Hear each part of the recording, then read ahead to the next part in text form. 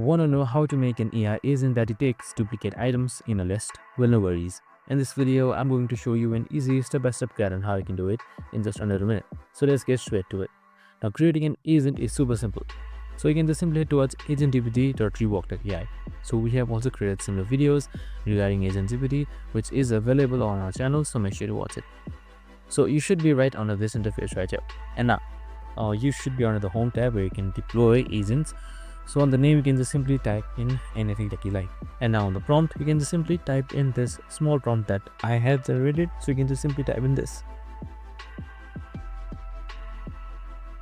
Now, once you have typed in your desired prompt, just simply select play, and once that is done, your agent should start working and generating you your output. And that's it. After a while, your output should be generated and it should be executed successfully.